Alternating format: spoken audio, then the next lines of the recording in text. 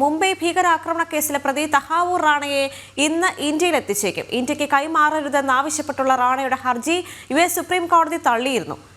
NIA സംഘമാണ് തഹാവൂർ ഹുസൈൻ റാണയെ ഇന്ത്യയിൽ എത്തിക്കുന്നത്. വിവരങ്ങളുമായി ഡൽഹിയിൽ നിന്ന് ഗൗതം അനന്തനാരായണൻ ചേരുന്നുണ്ട്. ഗൗതം, തഹാവൂർ റാണ ഇന്ത്യയിൽ എത്തിക്കഴിഞ്ഞാൽ പാർപ്പിക്കാനായി ജയിലുകളെല്ലാം സജ്ജമാണ് എന്ന് തന്നെയാണ് മനസ്സിലാക്കേണ്ടത്, അല്ലേ?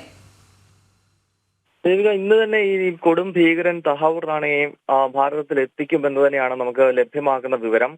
വലിയൊരു നയതന്ത്ര നേട്ടം തന്നെയാണിത്. കാരണം വർഷങ്ങളായി തന്നെ ഭാരതം ഇതിനുവേണ്ടിയുള്ള ഒരു ശ്രമം നടത്തുന്നുണ്ടായിരുന്നെങ്കിലും നരേന്ദ്രമോദി സർക്കാർ അധികാരത്തിലെത്തിയതിനു ശേഷം അതിനായുള്ള ഊർജിതമായ ശ്രമങ്ങൾ ഭാരതത്തിന്റെ ഭാഗത്ത് നിന്ന് ഉണ്ടായി എന്നുള്ളതാണ്. കാരണം ഇയാളാണ് 2009 മുംബൈ ഭീകരാക്രമണത്തിന്റെ ഏറ്റവും പ്രധാനപ്പെട്ട സൂത്രധാരനാണ്.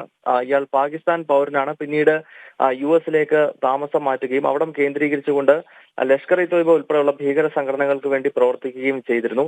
കഴിഞ്ഞ ദിവസം ഇയാൾ US ഒരു കോടതിയിൽ ഇത്തരത്തിൽ ഇന്ത്യയിലേക്ക് തന്നെ കൈമാറരുത് എന്നാവശ്യപ്പെട്ടുകൊണ്ട് ഹർജി സമർപ്പിച്ചതാണ്. എന്നാൽ US സുപ്രീം കോടതി ഈ ഹർജി തള്ളി. ഈ ഹർജിയിൽ ഇയാൾ ചൂണ്ടിക്കാണിച്ചിരുന്നത് താൻ പാകിസ്ഥാനിൽ ജനിച്ച മുസ്ലിം ആയതിനാൽ ഇന്ത്യയിൽ തനിക്ക് വലിയ തോതിലുള്ള പ്രതിസന്ധികൾ നേരിടേണ്ടി വരും, പ്രത്യേകിച്ച് ഇന്ത്യൻ ജയിലുകളിൽ ഉൾപ്പെടെ ഭീഷണിയുണ്ട് തുടങ്ങിയ കാര്യങ്ങളാണ് US സുപ്രീം കോടതിയിൽ ഇയാൾ സമർപ്പിച്ച ഹർജിയിൽ വിശദീകരിച്ചത്. എന്നാൽ സുപ്രീം കോടതി ഈ ഹർജി തള്ളിയ പശ്ചാത്തലത്തിലാണ് തഹാവൂർ റാണയെ ഭാരതത്തിന് US കൈമാറുന്നത്. ദേവിക, ശരി. മുംബൈ ഭീകരാക്രമണ കേസിലെ പ്രതി തഹാവൂർ റാണയെ ഇന്ന് ഇന്ത്യയിൽ എത്തിച്ചേക്കുമെന്നാണ് റിപ്പോർട്ടുകൾ പറയുന്നത്. ഇന്ത്യക്ക് കൈമാറരുതെന്ന് ആവശ്യപ്പെട്ടുള്ള റാണയുടെ ഹർജി എന്തായാലും US സുപ്രീം കോടതി തള്ളിയിട്ടുണ്ട്. NIA സംഘമാണ് തഹാവൂർ ഹുസൈൻ റാണയെ ഇന്ത്യയിൽ എത്തിക്കുന്നത്. ഇന്ത്യയിൽ എത്തിച്ചാൽ ഉടൻ തന്നെ അദ്ദേഹത്തെ പാർപ്പിക്കാനുള്ള സജ്ജീകരണങ്ങളെല്ലാം ഇന്ത്യയിൽ ഒരുങ്ങിക്കഴിഞ്ഞിരിക്കുന്നു.